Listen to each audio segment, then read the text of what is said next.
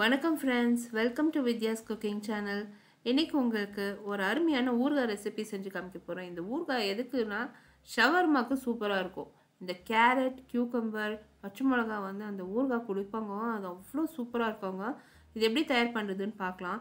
எனக்கு ஷவர்மா விட இந்த ஊறுகாய் தான் ரொம்ப இஷ்டம். நான் அது கேட்டு கேட்டு வாங்கி சாப்பிடுவேன். ஸோ இப்போ பார்க்கலாங்க. நான் வந்து இந்த ரெசிபிக்கு தேவையான பொருட்களெல்லாம் எடுத்து சுத்தம் பண்ணி ரெடி பண்ணி வச்சுருக்கேன். கேரட் தோல் சீவி நல்லா கழுவி விரல் அளவுக்கு சைஸில் நீல வாக்கில் நறுக்கி வச்சுருக்கேங்க. அதே மாதிரி வெள்ளரிக்காவும் நம்ம வந்து தோல் எடுக்கலை, நல்லா கழுவி சுத்தம் பண்ணி விதைங்க நறுக்கி எடுத்திருக்கேன். பச்சை மிளகாய் தேவைப்படும், நம்மளுக்கு வந்து சோம்பு, மிளகு தேவைப்படும், உப்பு, சர்க்கரை, தண்ணி, வினிகர் தேவைப்படும். ஒரு சின்ன பாத்திரத்தை காய வச்சுருக்கேங்க, ஒரு டீ பாத்திரம். அதில் வந்து நான் வந்து தண்ணி சேர்த்துக்கிறேன். இப்போ நான் எடுத்து வச்சுருக்கேன் சர்க்கரை, உப்பு, சோம்பு, மிளகு சேர்த்துக்கிறேன்.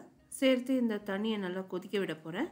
இந்த சர்க்கரை, உப்பு நல்லா கரையணும். இந்த ரெசிபியில் யூஸ் பண்ணியிருக்க பொருட்கள், அதோட மெஷர்மெண்ட்ஸ் எல்லாமே வந்து description box below this video இருக்கும்.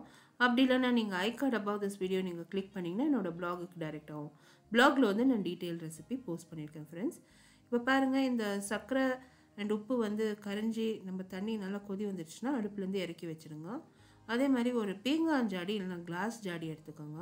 கிளாஸ் ஜாடி வந்து இந்த ஊறுகாய் தயார் பண்ணுறதுக்கு தேவைப்படும். நம்ம வந்து ஸ்டீலில் பண்ணுற மாதிரி இல்லை. நறுக்கி வச்சுருக்க காய்கறியெல்லாம் இந்த கிளாஸ் ஜாடியில் நான் சேர்த்துக்கினேன். இந்த தண்ணி வந்து நல்லா ஆற வச்சிடணும். அப்புறம் தான் நீங்கள் வந்து வினிகர் சேர்க்கணும்.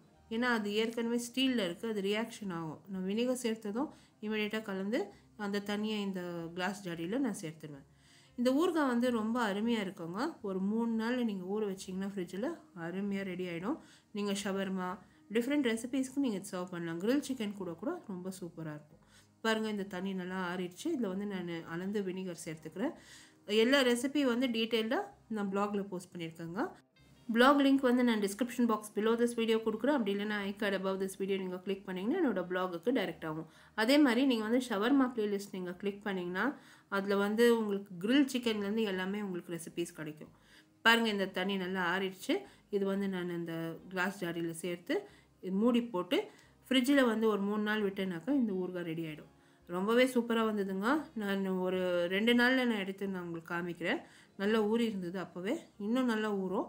நீங்கள் ஒரு 3 நாள் வச்சுடுங்களேன் ஃப்ரிட்ஜில், ரொம்ப சூப்பராக இருக்கும். அப்படியே கூட எடுத்து சாப்பிட்லாம், அவ்வளோ டேஸ்ட்டாக இருக்கும். ட்ரை பண்ணிவிட்டு உங்களோட கமெண்ட்ஸ் எல்லாம் போஸ்ட் பண்ணுங்கள். இந்த கிரில் சிக்கன் ஷவர்மாக்கெல்லாம் இந்த ஊறுகாய் இல்லைன்னா ஆவே ஆகுது. நான் எப்போவுமே ஷவர்மா கடைக்கு போனேன்னா இந்த ஊறுகாய் கேட்டு வாங்கி சாப்பிடுவேன்.